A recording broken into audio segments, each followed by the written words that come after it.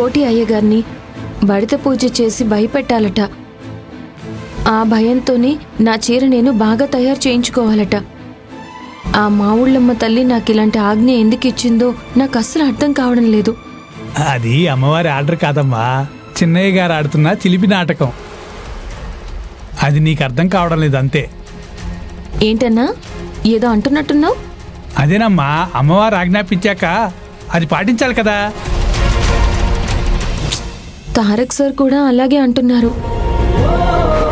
కానీ నాకేం చేయాలో అర్థం కావడం లేదు. ఇందులో అర్థం కాకపోవడానికి ఏముంది?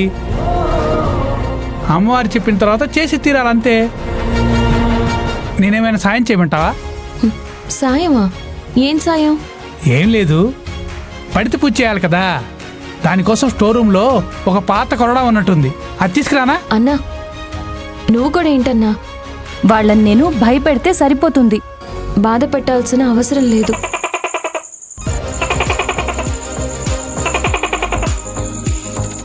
అదిగో చూసావా, బల్లి కూడా నేను చెప్పిందే నిజం అంటోంది. అంటే ఇప్పుడు ఏమంటావమ్మా? ఎదుటి వాళ్లలో మార్పు తీసుకురావడానికి భయం అనే ఆయుధాన్ని ఉపయోగిస్తే సరిపోతుంది అంటున్నాను. ఆ మార్పు కోసం అవతలి వాళ్ళని బాధ పెట్టాల్సిన అవసరం లేదు, ఏడిపించాల్సిన అవసరమూ లేదు, కన్నీళ్లు పెట్టించాల్సిన పని లేదు. భలే దానివి నిలవేడమ్మా. ఆ భగవంతుడు కూడా రాక్షసుల్ని దారిలో పెట్టడానికి గట్టిగానే ఆయుధాలు వాడతాడు. మనుషులు మనం కూడా ఆయన్ని అనుసరించడంలో తప్పేం లేదు కదా. ఆయన దేవుడు కాబట్టి ఆయుధాలు వాడతారు. మనం మనుషులం కదా, ఆయనలా మనం చేయకూడదన్నా. ఏంటో నిలవేడమ్మా, ఏం చెప్పినా నీ తీరులో నువ్వు ఇంకోటేదో సమాధానం చెప్తావు. అమ్మేంటక్క అంత కాన్ఫిడెంట్ గా చెప్తుంది? కథలో వచ్చే ఆ మలుపేంటి? ఏమో నిమిష, నాకు కూడా తెలీదు. కానీ అమ్మ అంత స్ట్రాంగ్గా చెప్తుందంటే ఏదో పెద్ద మలుపే రాబోతుంది. చూద్దాం ఏంటో అది. ఆ మలుపుల గురించి మెలికల గురించి తర్వాత ఆలోచిద్దాం. ముందు చల్లగా ఏమైనా తాగితే ఈ ఒంటి మంట కాస్తేనే తగ్గుతుంది అనుకుంటా. ఉండండి, ఫ్రెష్గా లస్సీ ఆర్డర్ చేసి వస్తా. ఉఫ్ ఉఫ్.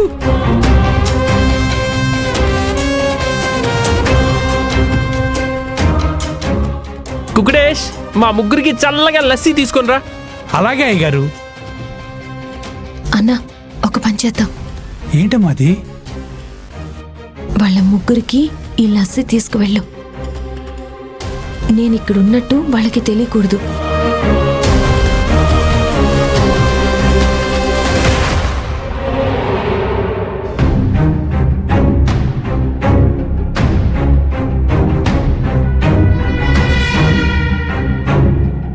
ఐడియా అదిరిపోయిందమ్మా.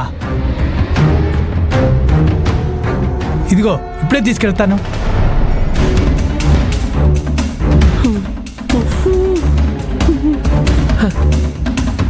నిమిష, లస్సీ ఆర్డర్ చేశాను, ఇక్కడికే వస్తుంది.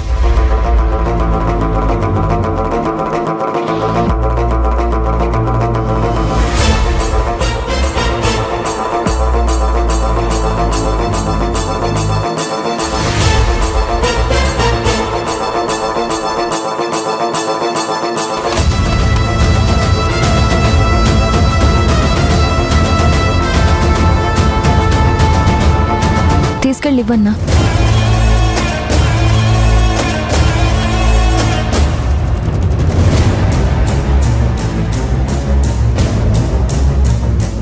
అయ్యా లస్సీ రెడీ.